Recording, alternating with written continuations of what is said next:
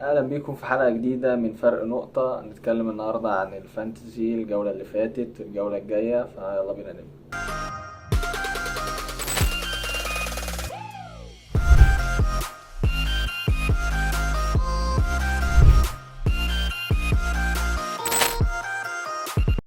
هنبدأ بماتشات الجولة الرابعة. الجولة اللي خلصت كانت جولة مش حلوة قوي يعني، خوازيق كتير، لعيبة كنا متوقعين انها تتألق، بس اللي حصل أول ماتش معانا كان مانشستر يونايتد ساوثهامبتون. مانشستر يونايتد يعني من بعد ضربة الجزاء صحي التاني واللعيبة ابتدت تفوق. شفنا جارناتشو بيسجل، راشفورد جاب أول جون ليه في الدوري. مش عارف بقى، نشوف اليونايتد تستمر كده ولا ايه نظامها. الماتش اللي بعد كده وده الماتش اللي فاجئنا شويه، برايتون وإبسويتش بيخلص 0-0. يعني كانت مفاجاه الصراحه، الناس كنا متوقعين ان برايتون تتالق او يبقى الماتش ليهم سهل، بس حصل التعادل السلبي. الماتش اللي بعديه كريستال بالاس وليستر سيتي 2-2، ماتش رايح جاي، كان ماتش حلو بصراحه.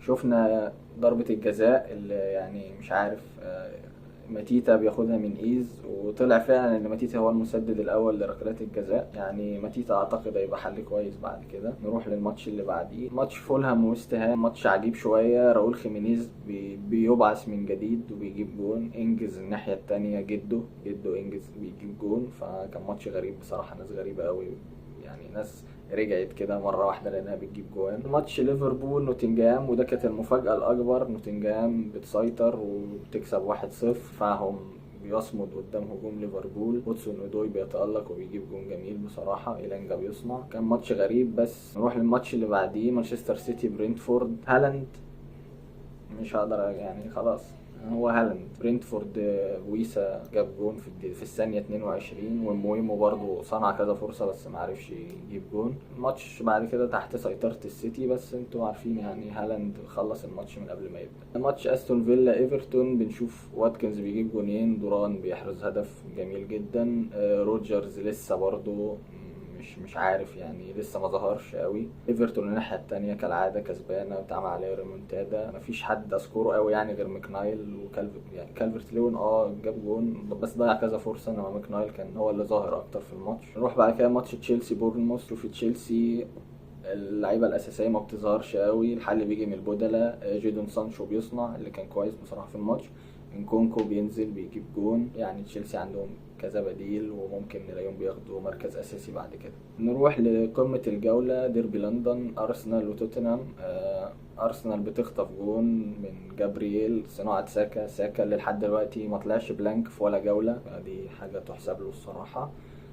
توتنهام يعني شفنا كذا فرصة من سولانكي اللي لسه راجع، وهنشوف بعد كده يعني هل سولانكي هيرجع لمستواه ولا لسه شويه. نيوكاسل وولفرهامبتون، شفنا وولفرهامبتون بتجيب جون حلو الصراحه، الهجمه كانت جميله قوي وفي كده لعبه ويعني جون حلو بصراحه. الناحيه التانية نيوكاسل، شفنا ارفي بارنز بينزل كبديل بيحرز هدف رائع. شفنا فابيان شار بيجيب جون برضو، يعني من المدافعين اللي بيحرزوا اهداف كتير برضه حتى المواسم اللي فاتت. نروح لتشكيلتي في الجوله اللي خلصت اللي هي الجوله الرابعه. انا الحمد لله يعني حصل معايا احسن سيناريو، جبت 60 نقطه. كنت قلقان من اينا انه ما يعملش حاجه، طلع كلين شيت الحمد لله. كان عندي فيكاريو وايت، فيكاريو دخل فيه جون، وايت طلع كلين، ساكا صنع لي هدف، فالحمد لله مشيت معايا شويه وطلعت باقل الخسائر من الجوله الغريبه دي.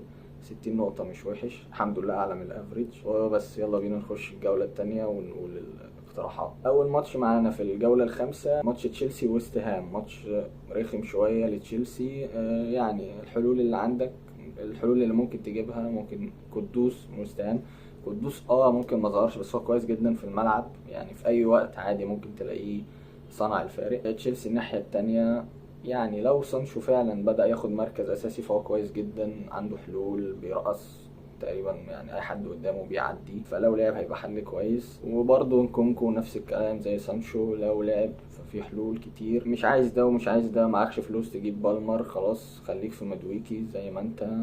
يعني الراجل على الأقل انت ضامن انه يبقى أساسي، ممكن في أي وقت تلاقيه برضه أحرز هدف أو كده. الماتش اللي بعديه أستون فيلا وولفرهامبتون، ماتش سهل شوية لأستون فيلا إن شاء الله. يعني وولفرهامبتون اتصاب منها آيات نوري، فهما كده خلاص دفاعهم يعتبر فاضي. فأنت أستون فيلا واتكنز جاب جونين الجوله اللي فاتت، بس مع ذلك ما كانش يعني اداؤه ما كانش احسن حاجه. انا ارجح دوران بينزل في ربع ساعه بيجيب حاجات غريبه، فدوران ممكن تاخد الريسك وتجيبه عادي. روجرز لو عندك يعني ب5 برضه مش يعني سعره مش غالي عشان تبيعه، فسيبه عادي، حتى ممكن تسيبه كبديل. ممكن برضه لو عايز تاخد الريسك تجيب جيكوب رامسي، الراجل بدأ يلعب اساسي وحتى جاب جون في ماتشات الشامبيونز ليج، في ماتش الشامبيونز ليج اللي هم لعبوه ده. نروح لماتش فولهام ونيوكاسل. يعني حلولك من فولهام سميث رو، اداما لو عندك سيبه، الراجل برضه ممكن يصنع او يسجل كده، شفناه كذا مره بتبقى اغلب الفرص من ناحيته. الناحية التانية من نيوكاسل عندك هارفي بارنز، راجل بيشارك لما بينزل كبديل بيظهر الفارق فعلا، حل كويس ليه في نص الملعب. وإذاك عندك برضو سيبو، أعتقد هيلعب عادي الماتش ده، مش هيبقى مصاب ولا حاجة. برضو يعني هو نسبة الخطر بتبقى زيادة قوي من ناحيته. بعد كده عندنا ماتش ليستر سيتي وإيفرتون. ليستر يعني هات أي حد منهم، فاردي، مافيديدي، ويلفريد انديدي، انا عن نفسي اشتريته. بدأ يلعب كصانع لعب تحت المهاجمين، فمركزه حلو وعمل اسيستين الجولة اللي فاتت. الناحية التانية عندك ايفرتون، يعني لو عايز تجيب حد من ايفرتون ولاني مرجحش كده، فانت عندك ميكنيل او ميكنايل ايا كان نطقه، وكالفرت لوين. دول الحلول بس اللي شفناهم بيظهروا شوية مع ايفرتون. نروح لماتش ليفربول وبورنموث. ماتش سهل ليفربول المفروض بعد فوز في الشامبيونز ليج. يعني لو عندك دياز سيبو، جوتا نفس الكلام، صلاح، اعتقد ماتش زي ده يعني بعد غياب عن التهديف في ماتشين، ماتش زي ده ممكن ينفجر. ارنولد حل كويس برضو في الصناعه، اللعيبه دي ممكن تلاقيها الجوله الجايه متالقه معانا. نروح لماتش ساوثهامبتون ابسويتش. ساوثهامبتون يعني عايز تجيب حد منهم، هات من الاطراف بتوعهم كويسين قوي، سواء الباكين بيترز او الباك الشمال هيظهر لكم اسمه. الوينجات ممكن دينيس اللي هو رقم 33 ناحيه اليمين، او دياز ناحيه الشمال، كويسين برضو. اطراف ساوثهامبتون بصراحه هم يعني الاكثر خطوره في الفريق. ويعني عايز تاخد الريسك وتديله فرصة تانية او تديله فرصة اولى بعد ما ضيع ضربة الجزاء، ممكن ارشر برضو تجربه كده، ماتش زي ده هيبقى سهل شوية عليهم. نروح لماتش توتنهام وبرينتفورد.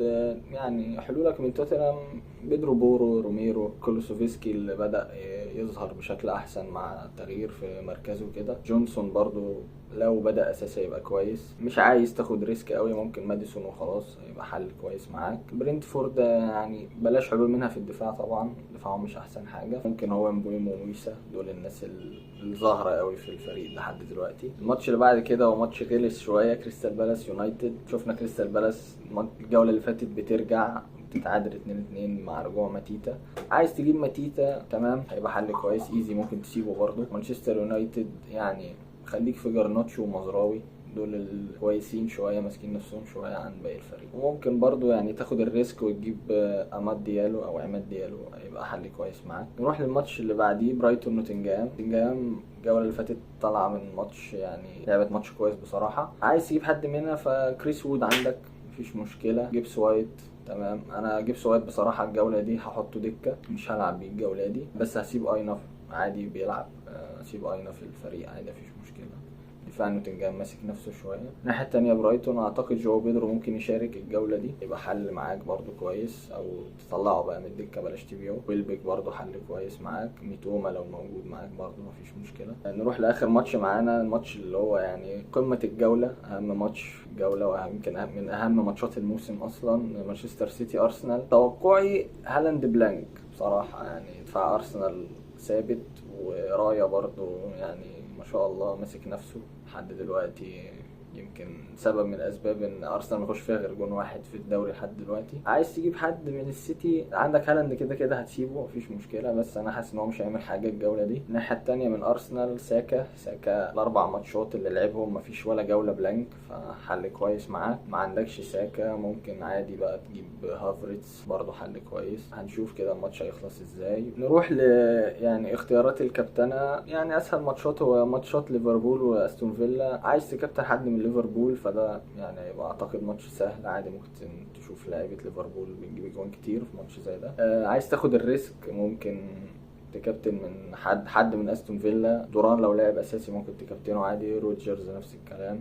واتكنز لو عندك كابتنه. ليفربول لو عايز تكابتن صلاح، اعتقد صلاح ساعتها، يعني اعتقد صلاح الماتش ده هيتألق بعد ما هو بقاله ماتشين ما جابش ولا جون ولا صنع ولا هدف. تشكيلتي للجوله الجايه تظهر لكم دلوقتي. انا عن نفسي هكابتن جوتا، مش هاخد ريسك قوي يعني، هسيب جوتا هو الكابتن، مش عايز ابعد قوي، ومش هسيب الكابتن على هالاند الصراحه في ماتش زي ده. وبس دي كانت نهايه حلقتنا، واشوفكم الحلقات الجايه.